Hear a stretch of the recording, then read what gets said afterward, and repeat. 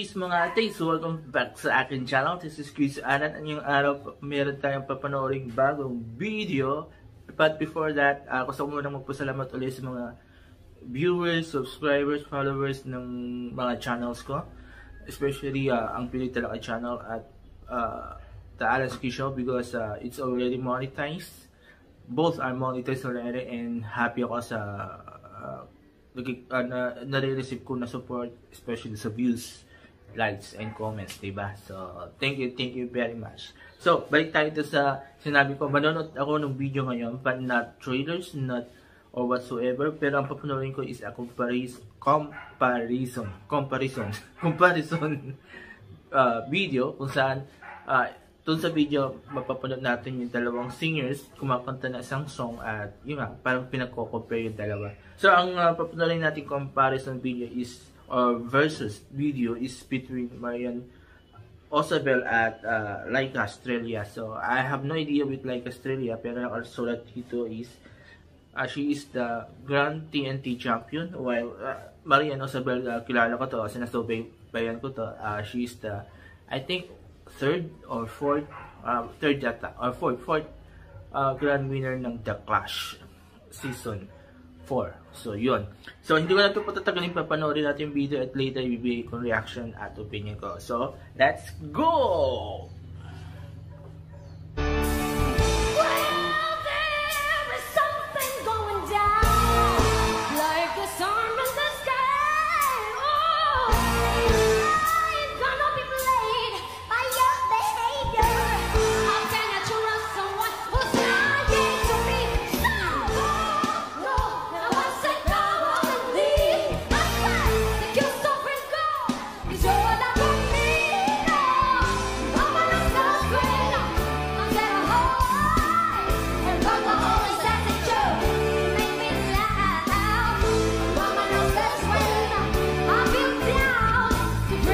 Like that, Estrella.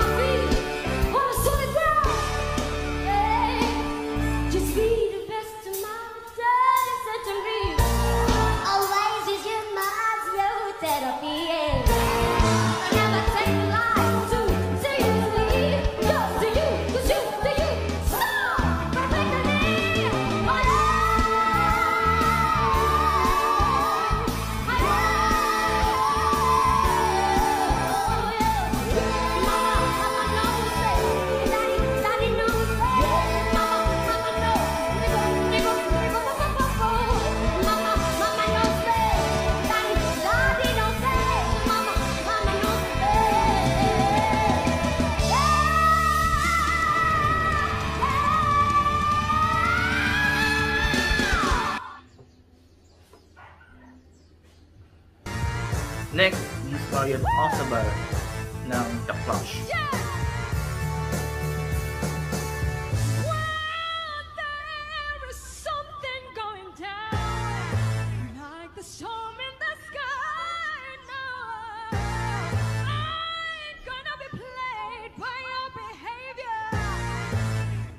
Trust someone who's lying to me. So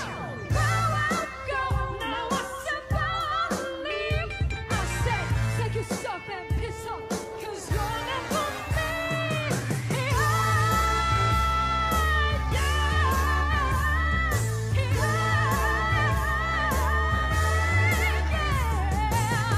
Say mama knows best.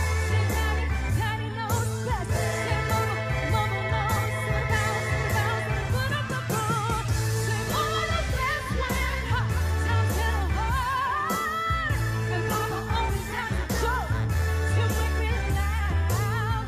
Say mama knows best when I feel down, to bring me up and always keep my feet on a solid ground. Say mama knows best. Say daddy knows best. Say mama knows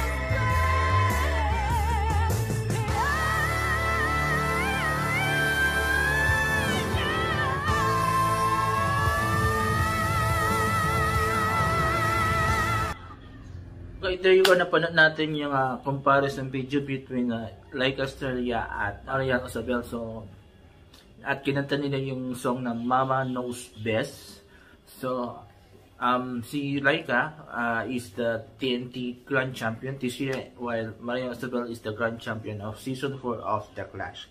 So, tingnan natin pagkakaiba ng dalawang performance nila. So, when it comes to styling ng pagkanta, different yung style ng pagkanta ni Laika.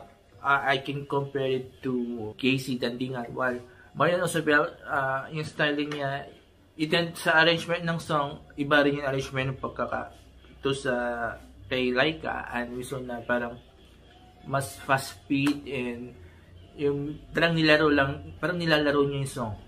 While kay Marian naman, yung arrangement naman is parang malapit dun sa original song. Sa boses naman ni Laika, I can say na yung boses ni Laika is mataas, pero matinis yung boses niya.